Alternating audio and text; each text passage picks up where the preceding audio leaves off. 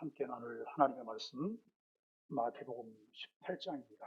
마태복음 18장 15절로 20절까지 말씀을 함께 같은 목소리로 말씀하도록 하겠습니다. 내 형제가 죄를 범하거든 가서 너와 그 사람과만 상대하여 권고하라. 만일 들으면 내가 내 형제를 얻은 것이요, 만일 듣지 않거든 한두 사람을 데리고 가서 두세 증인의 입으로 말마다 확증하게 하라. 만일 그들의 말도 듣지 않거든 교회의 말하고 교회의 말도 듣지 않거든 이방인과 세리와 같이 여기라. 진실로 너희에게 이르노니 무엇이든지 너희가 땅에서 매면 하늘에서도 매일 것이요, 무엇이든지 땅에서 풀면 하늘에서도 풀리리라. 진실로 다시 너희에게 이르노니 너희 중에 두 사람이 땅에서 합심하여 무엇이든지 구하면 하늘에 계신 내 아버지께서 그들을 위하여 이루게 하시리라. 두세 사람이 내 이름으로 모인 곳에는 나도 그들 중에 있느니라. 아멘.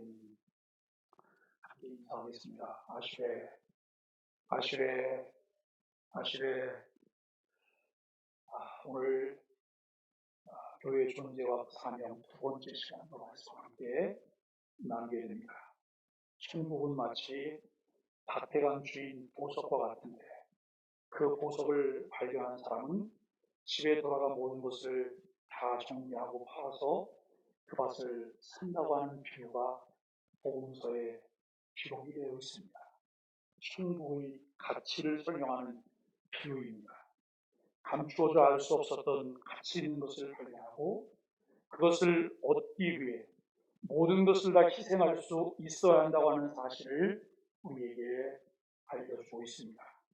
포도나무장을 통해 지난주에 함께 나누었던 영적 유기성은 아무리 강조해도 지나치지 않습니다. 예수 그리스도를 머리로 하는 그의 몸의 지체로서 교회인 우리는 예수 그리스도와는 떨어질래야 떨어질 수 없는, 떨어져서는 안 되는 그런 관계입니다. 포도나무이신 예수님께서 가진 우리들의 관계이기 때문에 너희가 나를 떠나서는 아무것도 할 수 없다고 예수님께서 말씀하셨습니다. 교회의 존재와 그 사명이라고 하는 주제로 지난주와 이번 주 계속해서 말씀을 묵상하고 있고, 다음 주에도 한 시간 더 우리가 직분과 관련해서 말씀을 나누게 될 것입니다. 주님의 교회를 신앙 고백 위에 세우고 그가 위임하여 세운 사도들에게 천국의 열쇠를 주셨습니다. 천국의 열쇠의 1차적 의미는 복음과 관련이 있다라고 우리가 생각을 합니다. 종교개혁자들은 마태복음 16장 18절 너는 베드로라, 내가 이 반석 위에 내 교회를 세우리니 음부의 권세가 이기지 못하리라고 하는 말씀에서 교회가 세워지는 반석을 베드로 자체가 아니라 베드로에게 주신 복음이라고 해석을 하고 있습니다. 베드로가 고백하고 선포한 복음으로 해석을 하는데, 그는 베드로 위에 세워지는 것이 아니라 베드로가 받고 고백한 신앙 고백 위에 세워진다라고 하는 것이죠.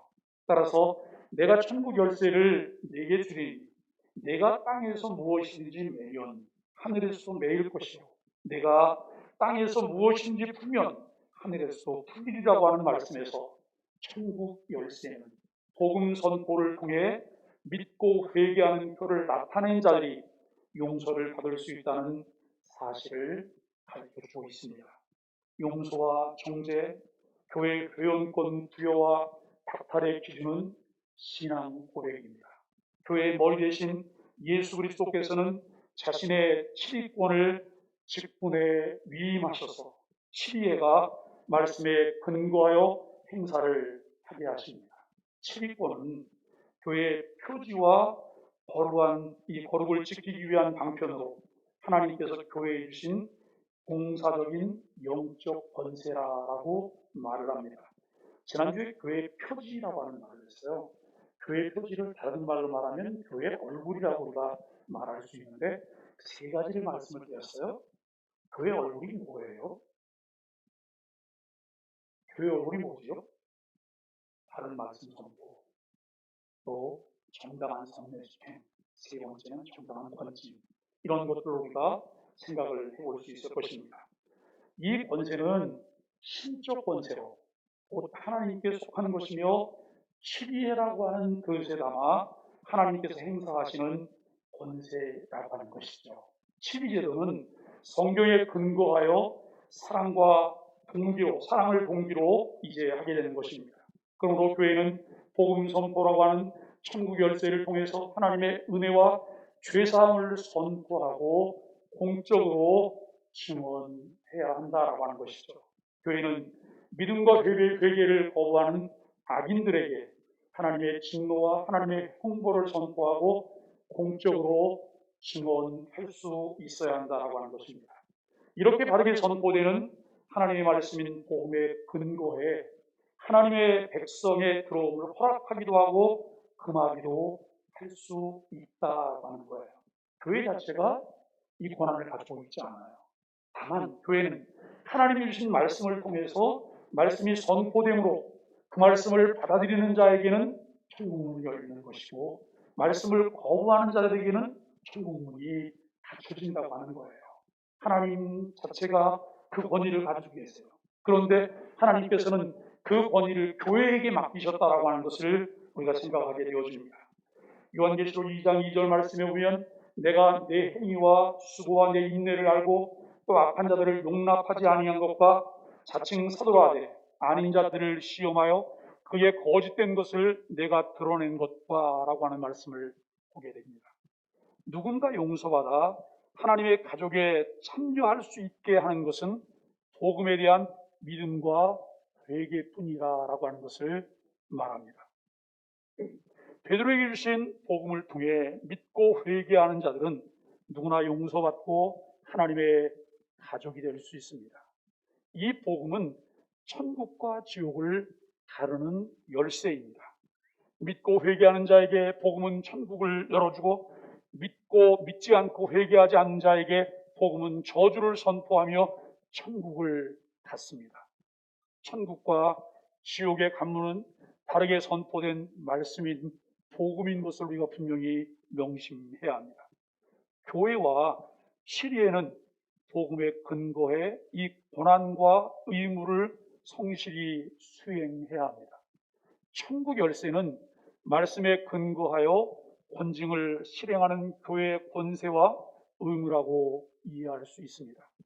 첫 번째 천국 열쇠 개념이 바르게 선포된 복음이었다면 두 번째 천국의 열쇠 개념은 권징권이에요. 제가 지난주에도 말씀을 드렸지만 한국 교회가 나름 한쪽 열쇠 한쪽 부분은 잘 사용하려고 애를 써요. 그런데 또 한쪽 부분은 언제부턴가 그 기능이 죽었어요. 기능이 죽어서 교회가 무질서해졌어요. 교회가 어디로 갈지 아무도 알 수가 없을 정도로 여러분 교회가 위험한 상태로 이제 나가고 있는 이런 모습들을 보게 됩니다. 그런데 오늘 우리가 함께 나누는 것은 천국의 열쇠의 이 두 번째인 권징권에 관한 내용들을 말씀을 나누게 됩니다.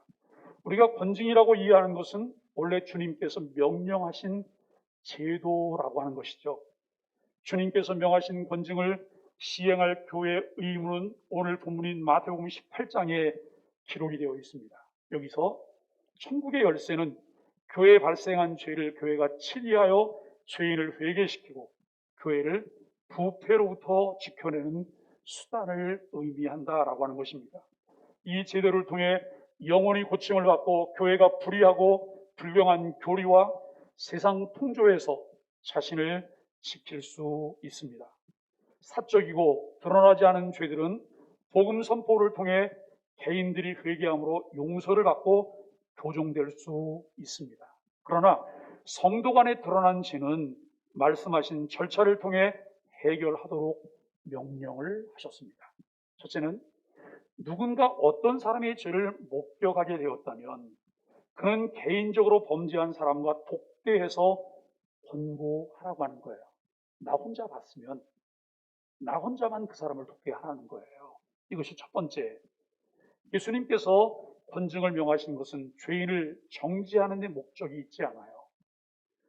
죄인을 고치는 데 목적이 있습니다. 예수님께서는 사랑의 정신으로 번징 제도를 명하셨습니다. 주님께서는 비록 범죄자라 할지라도 그에게 회개의 기회를 주기 전에 사람들에게 알리지 못하도록 하셨다라고 하는 것도 우리가 명심해야 될 것입니다. 성도들은 죄를 범한 자를 고립시키거나 그의 명예에 큰 상처를 입히는 일을 삼가야 합니다. 그러므로 주님께서는 범죄를 목격한 사람이 아무도 모르게 그 상대와 독대하여 회개를 권고하도록 하셨습니다. 두 번째는 만일 범죄한 자가 개인적인 권고를 거부할 때 목격자는 한두 사람을 데리고 가서 두세 증인의 입으로 그에게 확증하도록 해야 한다라고 하는 것이죠. 주님의 사랑은 거룩과 공의가 희생되는 사랑이 아닙니다. 또 그렇게 죄악을 방임할 때에는 교회는 함께 혼란에 빠지게 되고 세상으로부터 비방을 받게 됩니다. 죄악이란 누룩이 교회 곳곳에 퍼져나갈 수 있습니다. 홀로 권면할 때 듣지 않으면 두세 사람의 증인을 앞세워 다시 권고를 합니다.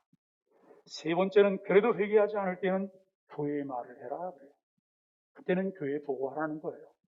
이제는 개인적인 차원을 넘어서서 교회가 공적으로 그 부분을 다루어야 된다라고 하는 그런 말씀이죠. 회개하지 않은 범죄를 공적으로 다루게 되는 것인데 여기서부터 범죄가 교회 공적 치리를 통해 다루어지게 돼요. 교회 치리회는 범죄의 경중을 따져서 몇 가지 처분을 할 수 있습니다. 몇 가지 처분을 하는데 성경이 근거고 성경을 근거로 해서 정리해 놓은 교회 헌법이 있어요. 교회 헌법 중에 권징조례라고 하는 것이 있습니다. 그리고 또 교회들마다 웬만한 교회는 교회 내규를 가지고 있어요. 교회 정관을 가지고 있는데 우리 소망의 교회도 제가 오기 전에 이런 그 정관에 구체적으로 이 부분을 명시해 뒀더라고요. 이제 그 내용들을 살펴보면 이런 거예요. 첫째는 견책이라는 게 있어요. 견책. 견책은 죄가를 꾸짖고 회개하게 하는 거예요. 그것에 대해서 책망을 하고 회개하게 하는 것. 두 번째는 근신입니다. 근신은 3개월 이상 6개월 이내 이 기간 죄가에 대한 반성문을 1회 이상 이 재판된 당회장에게 제출하게 하고 행동을 삼가하게 한다. 이게 우리 교회 지금 법조항이에요. 그런데 보통 이 3개월에서 6개월 이내라고 말하지만 본인이 이 문제가 해결이 안 되면 이것은 무한정 갈 수도 있어요. 그렇기 때문에 3개월, 6개월이라고 하는 기간은 그다지 중요하지 않다라고 하는 생각을 해요. 그 다음에 이제 그 다음이 수찬정지입니다. 1년 이상 2년 이내에 수찬을 정지한 성찬에 참여하지 못하게 하는 거예요. 근데 성찬의 의미를 모르는 사람들은 수찬 정지가 안 하면 되지 이렇게 생각을 해요. 근데 여러분 이 의미들을 잘 알고 있는 분들은 이건 기가 막힌 일인 거예요. 그 다음에 이제 정직이 있어요.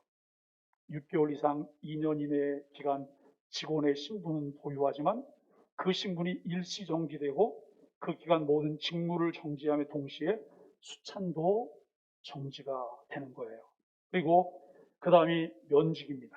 직원의 신분을 박탈하는 것이고 그 다음이 제명이에요. 교회 교인 명부에서 제명하고 교회 출석을 금지시켜요. 그리고 그 다음이 출교입니다.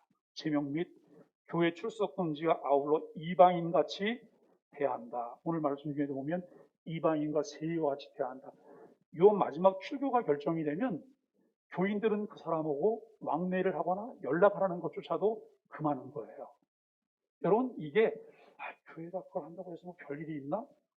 그런데 지난주에 말씀을 나눴던 마태복음 16장 18절에 있는 말씀과 오늘 18절에 있는 말씀이 동일한 거예요. 이 땅에서 교회가 공적으로 이와 같은 것들을 진행하면 교회가 이것을 내면 하늘에서도 매일 것이다 라고 하는 거예요. 그리고 이 땅에서 풀면 하늘에서도 풀릴 것이라고. 이것은 어떤 사람들은 교회가 해봤자 무슨 소용이 있어. 그것은 교회의 공적 권위를 인정하지 않는 사람들의 행위예요. 그런데 참 묘한 것은 교회가 이와 같은 것들을 진행하잖아요. 그러면 본인이 겪게 되는 것이 있어요. 본인이. 그것이 뭐냐면 고립감을 겪게 돼요. 고립감.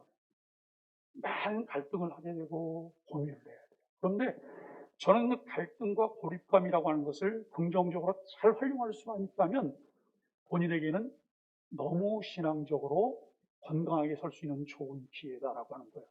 여기 마지막 부분인 출교라고 하는 부분을 교회가 결정해서 밖으로 내보냈어요. 그런데도 교회는 계속 이분에 대한 끈을 놓고 있지 않아요. 무슨 끈이요? 기도의 끈이요. 회개하고 돌이키기를 기도해요. 그러다가 어느 날 이분이 진정으로 회개했어요.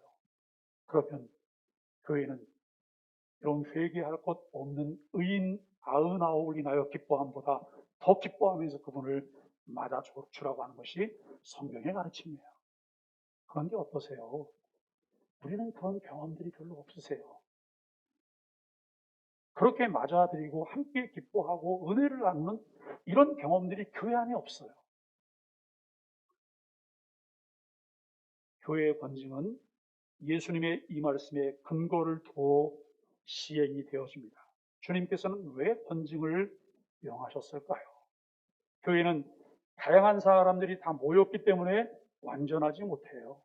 교회는 범죄 행위와 교리적 이탈로 언제든지 불결해지고 분열되고 혼돈에 빠질 수 있다는 것이죠. 주님께서는 교회가 교회의 본연의 속성인 거룩성을 지키고 참된 진리와 교회 안에서 교리 안에서 결속을 지켜나가도록 권징을 명령하셨습니다. 권징의 목적은 두 가지로 요약할 수 있어요. 첫째, 권징의 목적은 죄인을 회개시켜 영혼을 회복시키는 데 있다라고 하는 거예요. 또 우리가 늘 염두에 둬야 될 것은 이거예요. 권징을 한다. 저 사람 죽이려고 그래. 징벌적 권징이 아니에요. 회복적 권징인 거예요. 이거를 늘 염두에 두고 어떤 일들이 진행이 되어져야 돼요. 그렇기 때문에 권징은 중한 죄를 지어 병든 영혼에 대한 이 사랑의 행위라고 하는 것을 우리가 생각하게 되어집니다. 권징이 시행되는 과정 속에서 사랑의 정신을 잃지 않도록 교회는 주의를 기울여야 합니다. 자, 여러분, 부모가 자식이 무엇을 잘못했을 때 자식을 때리다 보면 뭘 잃어버려요? 사랑의 마음을 잃어버리고 감정이 생기는 거예요. 이거는 효과가 전혀 없어요. 아이를 요즘은 때려서도 안 되지만, 그렇죠? 그런데 여러분, 점점 아이 교육하는 방법이 어려워지고 있어요. 네? 점점 어려워지고 있어요. 어떻게 우리가 사랑의 마음을 가지고 그를 징계해야 될까? 잘못했으니까 징계도 해야 되는데 징계를 어떻게 할 것인가? 이 고민을 해야 돼요. 교회도 똑같이 고민을 하게 된다라고 하는 것입니다. 그래서 여러분, 치리권을 가진 직분자들과 치리회가 얼마나 성숙해야 될까를 생각해요. 얼마나 성숙해야 될까? 여기서 치리회는 교회 당회를 말하는 거예요. 평상시에는 당회가 일반 행정적인 사무를 결의하는 당회로 모이게 돼요. 그런데 이제 이 교회가 범법자에 대한 문제가 생겼을 때에는 당회를 치리회로 전환을 해요. 치리회로 전환하고 당회장은 치리회장이 되는 것이고, 그리고 여러분, 치리회에서 재판 업무를 진행하는 것이죠. 재판 업무를 진행한 이제 일들을 하게 되는데, 교회가 교회되기 위해 참 중요한 것은 직분의 회복이에요. 아까도 말씀을 드렸지만 치리회가 이 일을 잘 감당하기 위해서는 치리회다워져야 된다는 거예요. 치리회다워져야 돼요. 이것은 개인적인 감정 때문에 일을 진행하는 것이어서는 안 되는 거예요. 그렇게 생각한다면 치리회로서는 자격이 없어요. 교회가 왜 이와 같은 일들을 진행해야 될까에 대해서도 우리가 생각을 해야 됩니다. 직분 회복이 이루어지지 않는다면 성숙한 처리가 이루어질 수 없다라고 하는 것을 우리가 생각합니다. 둘째는 권징은 개인을 중한죄에서 회개로 이끄는 사역이기도 하지만 죄인이 회개하지 않을 경우 그의 회원권을 박탈하고 몸 밖으로 출교하는 역할을 하기도 한다라고 하는 것입니다. 이렇게 하는 이유는 교회의 순결함을 지키기 위한 거예요. 교회의 순수함이란 교리의 순수성과 생활의 순결을 의미하고 있어요. 우리 교회 정관을 보면 정관에 교회 회원권에 관한 부분도 아주 구체적으로 명시가 되어 있더라고요. 이게 왜 그러냐면 그 전에 우리 교회가 어려운 일을 겪어봤던 교회이기 때문에 그런 것들을 구체적으로 명기를 해놓은 거예요. 여러분, 이 교회가 교회의 순수함, 교리의 순수성, 생활의 순결 이런 것들을 지키기 위한 노력들을 하죠. 예수님께서는 악한 교리와 악한 행실이 누룩처럼 퍼질 것을 경계하셨습니다. 권징을 생각할 때 가장 중요한 것은 권징이 사랑의 정신에 기초해야 된다라고 하는 점이어서 죽이려는 것이 권징의 목적이 아니라 죄인이 회개에 이르도록 각성시키는 데 목적이 있습니다. 그러므로 마태복음 18장 21절 22절에서 죄인을 70번씩 7번씩 70번이라도 용서하라고 말씀을 하시죠. 이 말씀은 권징을 다루는 본문 맥락 가운데 있다는 거예요. 왜 권징을 말하다가 이것을 가운데다가 집어넣었을까요? 네? 왜 이것을 가운데, 사실 70번씩 7번, 7번씩 70번? 그러면 490번만 용서하고 끝나라는 걸까요? 이번에 이번에 488번째야? 그 다음에 또 이번에 489번째야? 490번 되면 국물도 없는 거야? 이렇게 말하는 걸까요? 아니요. 여기 7749는요, 무한대를 말하는 거예요. 끝까지 용서하라는 거예요. 끝까지. 그런데 끝까지 용서하라고 하는 이 부분도 우리가 좀 고민을 좀 해야 되는 게 있어요. 권징은 사적인 정죄가 아닙니다. 공공연하게 드러난 죄, 교회에는 드러난 죄를 공적으로 다루어 죄인을 회개시키고 교회의 거룩을 지키려고 하는 공적인 제도인데, 그러므로 우리는 개인적으로 죄인을 정죄하지 않습니다. 그리고 언제나 죄인이 돌아오길 기도해야 돼요. 심지어 출교한 자들의 영혼을 위해서도 사랑의 기도를 멈추지 않습니다. 그리고 기도 가운데 죄인이 회개하고 돌아오면 그를 사랑으로 받아야 되는데, 여기서 중요한 것을 우리는 봐야 됩니다. 교회는 혹은 직분자는 무조건 용서를 해야 될까라고 하는 거예요. 무조건 용서를 해야 될까? 요즘 교회가 독서 토론회에서 용서라는 책을 지금 계속 하고 있어요. 돌아오는 토요일 날 마지막으로 이제 우리가 용서라는 책을 마무리하게 되는데, 그래서 돌아오는 토요일은 줌이 아니고 우리가 오프라인으로 이제 모이게 돼요. 모여서 이야기를 하게 되는데요. 처음 시작할 때 마음들이 엄청 무거웠어요. 왜냐하면 용서라는 주제 자체가 많은 중압감과 마음속 깊은 곳에 묻어두었던 앙금들이 다시 올라왔기 때문이에요. 저는 간혹 그런 생각들을 해요. 여러분, 요거는 작은 컵이에요. 아니다 보여요. 그런데 옛날에 집에 우물가나 그 수도가에 보면 이것보다 훨씬 큰 통이 있었죠? 거기서 설거지하고 찌꺼기가 없다 보여요. 찌꺼기를 보면 나중에 돼지를 기르는 사람이나 개를 기르는 사람들이 와서 물을 따라 버리고 그 찌꺼기를 모아가지고 가요. 왜냐면 돼지 밥을 주려고요. 그런데 평상시에 이렇게 다니다가 보면 그 물통의 물이 아주 깨끗하게 보여요. 뭘 붓고서 그 다음에 한참 동안 시간이 지났으니까 모든 것들이 밑으로 가라앉았어요. 그런데 어느 날 이걸 가지러 왔던 분이 하는 것을 보면서 제가 깜짝 놀랐어요. 이분이 막대기를 들고 안에다 뜬 묻더니 샥 한번 돌리시더라고요. 와, 돌리는 그 순간 그 안에 있는 모든 것들이 다 올라오는 거예요. 얼마나 더러운지 부터가 나올 것 같아요. 여러분, 평상시에 우리 마음이 잔잔한 것 같아요. 평온한 것 같아요. 그런데 어떤 문제를 딱 맞닥뜨리면 그 문제 때문에 잊혀졌던 것들이 다 생각이 나요. 생각이 났을 때 그 감정이 어떨까라고 하는 것을 우리가 한번 생각해 보세요. 여기 용서라고 하는 주제가 우리에게 주는 많은 중압감, 마음속 깊은 곳에 묻어뒀던 앙금들이 다시 이제 올라오게 되는데요. 많은 사람들이 오랜 교회 생활 속에서 해결하지 못한 관계의 문제들이 있어요. 어떤 문제가 생기면 그것을 풀고 지나가야 되는데 그냥 덮고 지나가거나 묵인하고 지나가는 경우들을 많이 경험을 했어요. 그런 것 때문에 마음에 불편함이 있지만 특별히 관계를 하지 않거나 피하면 된다고 생각하는 경우들이 대부분이에요. 제가 우리 교회에서도 이 이야기를 해보면, 목사님 저는 그분하고는 얘기 안 해요. 저는 그분하고 얘기 안 한다고. 저는 그분을 안 만나면 돼요. 상대를 안 할 거예요. 왜요? 해서 무슨 일이 있었대요. 근데 여러분, 그렇게 가능한 교회가 천국이 될 수 있을까요? 우리는 교회 생활을 하면서 내가 뭘 잘못한 것에 대해서 상대에게 사과를 하고 상대가 나를 용서해주고 흔쾌히 받아줬던 경험이 우리에게 얼마나 있나요? 또 상대가 뭘 나에게 잘못했을 때 상대가 나에게 잘못했다고 말하면 그것에 대해서 내가 흔쾌히 그 사람을 안아주는 그런 적이 얼마나 있을까요? 그냥 그렇게 잊고 지나고 있지만 해결된 것이 아니기 때문에 관계가 발전이 되거나 돈독해지지 않아요. 이런 목장을 편성하거나 일꾼을 세울 때에도 이 관계를 고려하지 않으면 상당히 어려운 상황들을 만나게 돼요.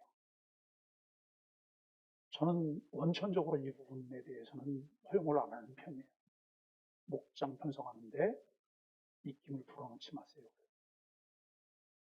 목장을 편성하는데 입김을 불어넣지 마세요. 어떻게 편성이 되든 그 안에서 해결을 보셔야 돼요. 참 가혹한 이야기예요. 왜냐하면 나는 저분하고 도무지 마주 앉아서 있고 싶지 않아요. 그런데 목장이 같은 목장이 됐어요. 목장이 인원이 많기를 해요. 2명, 3명, 4명, 5명. 근데 어느 날 5명이 있던 목장에 3명이 빠지고 2명만 나오는데 그 사람하고 둘이만 앉았어요. 지옥 같죠. 여러분, 그 시간이 절호의 기회인 거예요. 해결할 수 있는. 근데 우리에게 해결하려고 하는 마음이 별로 없을 수도 있어요. 여러분, 이번에 용서라는 주제로 책을 읽으면서 교회 안에서 나타나는 일반적인 상황들에 직면할 때 마음에 불편함이 있었어요. 가해자가 어떤 액션을 취하지 않아 문제가 해결되지 않는데 마치 피해자가 넓은 마음으로 받아주지 않아서 그대로 불편한 가운데 있는 것 같이 말하는 내용이에요. 주님께서 우리를 용서하셨으니까 상대의 행위와는 관계없이 무조건 용서하라는 거예요. 피해자는 큰 고통을 당하다 시간이 지나 상처가 아문 것이 아닌 그저 좀 잊고 지내고 있는데 신앙이니 믿음이니 하면서 용서하라고 하는 것 때문에 2차 피해를 입으며 상처가 다시 덧나기 시작해요. 그래도 한 장 한 장 참고 견디면서 함께 토론하면서 성경적 용서를 그 책에서 만나게 됐어요. 그런데 정말 중요한 것은 이거예요. 성경이 말하는 용서는 무조건 용서를 말하고 있지 않아요. 무조건 용서하라고 말하고 있지 않아요. 하나님께서 하신 용서는 무조건적인 용서였나요? 상대가 자신의 행위에 대해서 진정성 있는 마음으로 사과하고 회개할 때 피해자가 받아줄 수도 있지만 받아줄 수 없는 경우도 있다는 거예요. 가해자가 어느 날 생각해보니까 내가 정말 잘못해서 너무 미안한 거예요. 그래서 상대에게 연락을 안 받아요. 어떻게 해서 연결을 하고 찾아갔어요. 그랬더니 막 소리를 지르는 거예요. 너 꼴도 보기 싫다고 가라고. 그래서 가해자가 뭐라고 하면 내가 정말 잘못했어. 내가 생각해보니까 정말 잘못한 거야. 그런데 이 피해자가 난 다 필요 없으니까 그냥 가라고 막 소리를 질러요. 근데 가해자가 돌아서면서 뭐라고 말하냐면 아니 그렇게까지 할 게 뭐 있어. 주님도 다 용서하셨는데 목사라며? 여러분 이렇게 말을 했다고 생각해보세요. 이게 과연 맞는 말일까요? 우리 인생들 특히 우리 기독교인들에게는 관계라는 것이 하나님 나라라고 하는 관계에서 이해가 되어야 합니다. 하나님 나라는 먹고 마시는 것이 아니라 의와 희락과 평강이에요. 용서라는 것은 하나님 나라가 되어 있고 그것이 결론이에요. 어느 때는 그것 자체가 화가 나고 용납이 안 돼요. 상대로부터 너무 큰 상처를 입었는데 아무 일도 없는 것처럼 뻔뻔하게 지내고 있는 그 모습을 볼 때 견딜 수가 없어요. 그것 때문에 고통을 당하면서 그것에 대해 이중 고통을 또 당하게 됩니다. 너가 기독교인인데 너는 목사인데, 제가 목사니까 목사라는 걸 집어넣은 거예요. 또 여러분 장로님은 장로님에게 이름을 듣고 한번 생각해 보세요. 네가 목사네, 네가 장로인데, 네가 권사인데, 네가 집사인데, 네가 교인인데, 교회를 다닌다고 하면서 그것 하나 용서 못하고 품어주지 못하냐고 자꾸 사단이 참소하고 주변에서 그렇게 말을 해요. 주변에 속모르는 교인들도 대포를 쏘면서 정죄합니다. 이중고를 겪으며 고통스러워해요. 사랑하는 소망의 가족 여러분, 여러분은 교회를 다니며 이와 유사한 경우를 만나본 적은 없으신가요? 우리가 피해자일 수도 가해자일 수도 있어요. 그런 경우였다면 어떻게 이런 문제를 풀어오셨나요? 불평해도 그냥 시간이 지나면 해결이 되리라고 생각하며 지내온 것은 아니신가요? 잠시 지나온 시간들을 우리가 생각해 보세요. 누구에게 상처를 주고 아무 일도 없었던 것처럼 지금까지 그냥 지내고 있는 것은 아닌지, 관계가 불편해졌는데도 하나님과만 불편하지 않으면 괜찮다고 생각한다면 그것은 큰 착각이라고 하는 것이죠. 상대에게 진심으로 진정성 있는 사과를 해야 합니다. 그런데 상대가 받아주지 않을 수도 있어요. 그래서 마음이 상하고 화가 나고 자존심이 상해서 아는 척 안 하겠다고 생각을 할 수도 있어요. 피해자도 받아주고 용서해 줄 수 있는 시간이 필요해요. 피해자도 용서하고 받아줄 수 있는 시간이 필요해요. 마음에 쌓였던 앙금들을 털어내고 상처가 아무는 시간이 필요해요. 이런 과정이 이루어질 때 더 돈독한 관계를 만들어갈 수 있습니다.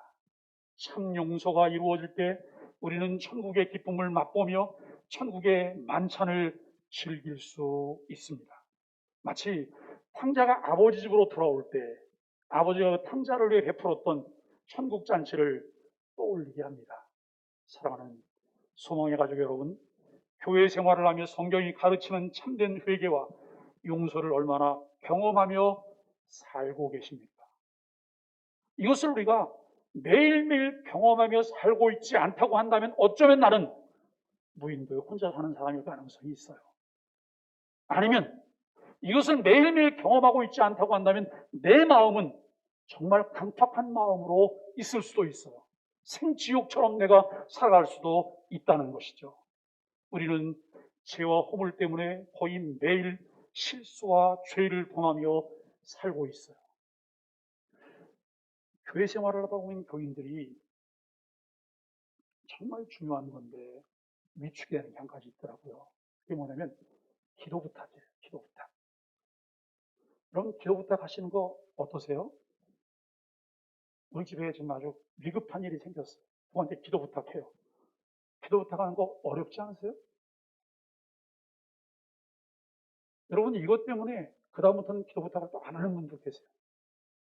정말 어려운 일이 생겨서 기도 부탁을 했는데 동네 가문에 다 나팔을 불고 다니면서 뒤에서 여러분 정죄를 하고 공격을 해요. 이것 때문에 마음이 다쳐지는 거예요. 내가 들었으면 나만, 공개적으로 했으면 그 기도만.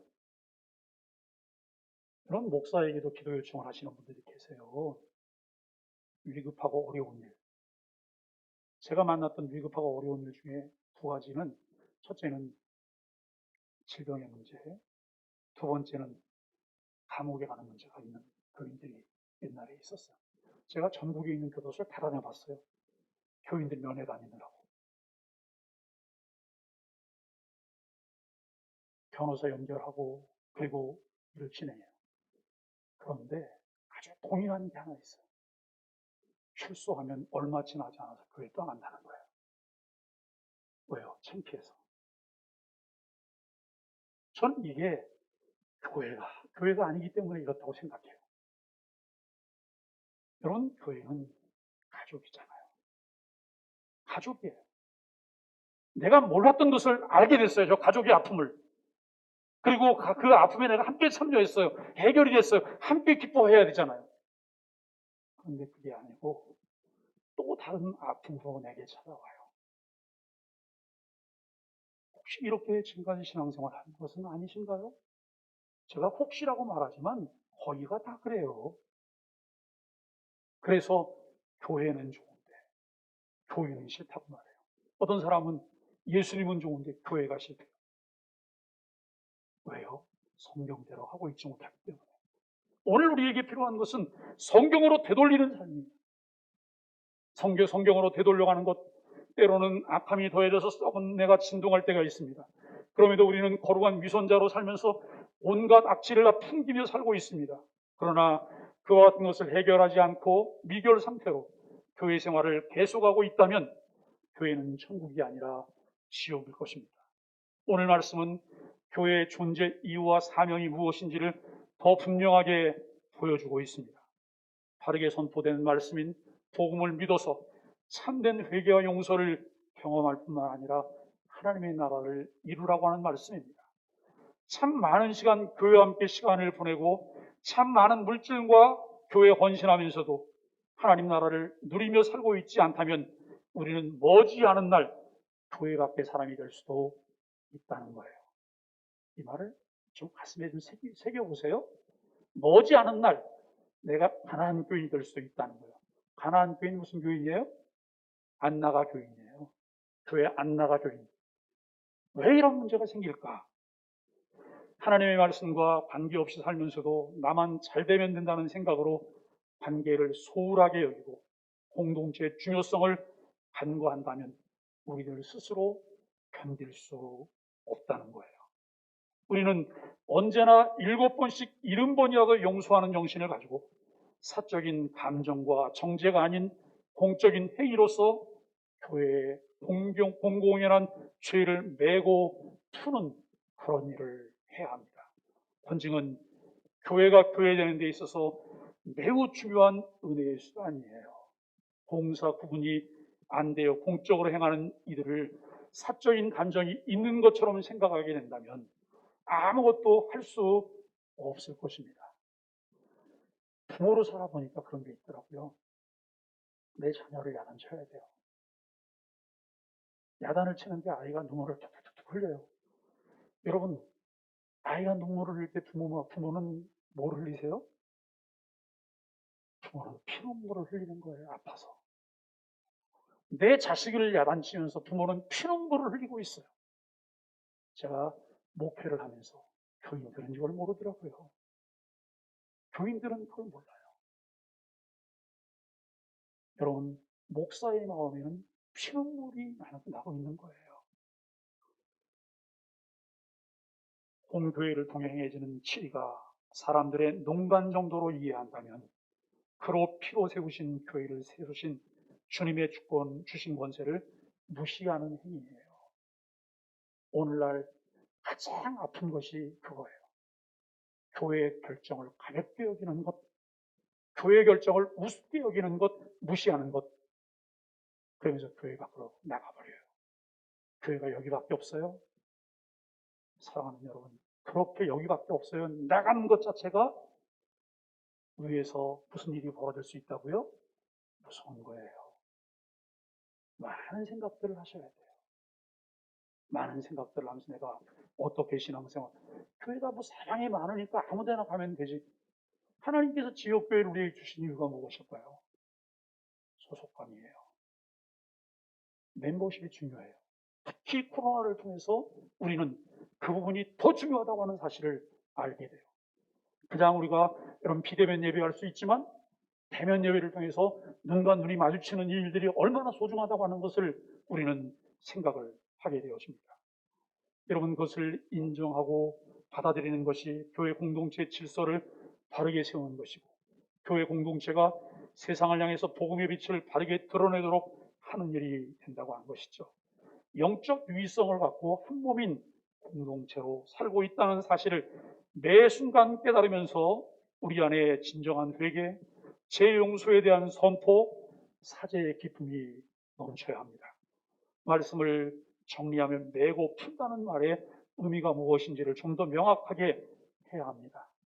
여기 맨다고 하는 것이 죄에 대한 선언과 하나님 나라 밖에 있음에 대한 선언이라면 푼다는 것은 다시 그가 하나님 나라 안으로 돌아올 수 있도록 하는 뜻입니다. 그러나 이는 결국 회개하고 돌아오는 이들의 경우에 적용되는 것을 말합니다. 그들은 그들에 대해서 교회가 풀면 하늘에서도 푼다고 하시는 말씀입니다.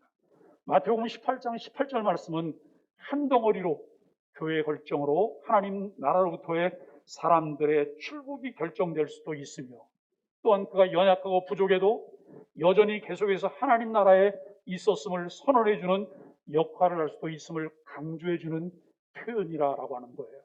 그래서 19절에서는 너희 중에 두 사람이 땅에서 합심하여 무엇이든지 구하면이라고 하는 말씀과 두세 사람이 내 이름으로 모인 곳에는 나도 그들 중에 있느니라고 하는 말씀의 1차적인 의미는 교회의 이런 출교의 회복의 결정을 위한 기도와 모임을 지칭하는 것으로 여기게 된다라고 하는 것입니다. 교회에는 이런 놀라운 권세가 주어지는데 이것이 천국의 열쇠 두 번째 사용권입니다.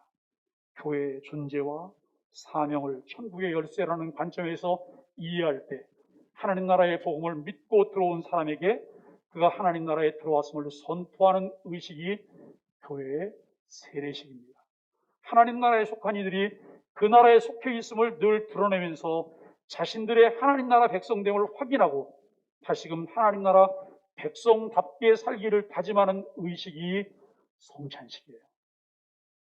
교회가 교회로서 음부의 권세가 이기지 못하는 권세를 주셨는데 그것은 바르게 선포되는 말씀과 정당하게 거행되는 성례, 그리고 사람을 살리는 권징이 시행되는 것입니다. 우리가 교회로서 존재 의미와 사명을 분명하게 깨달으며 땅바닥에 떨어진 교회의 권위를 회복하며 이 땅의 빛과 소금이 되도록 우리 모두가 한마음 되기를 예수 그리스도의 이름으로 간절히 축복합니다.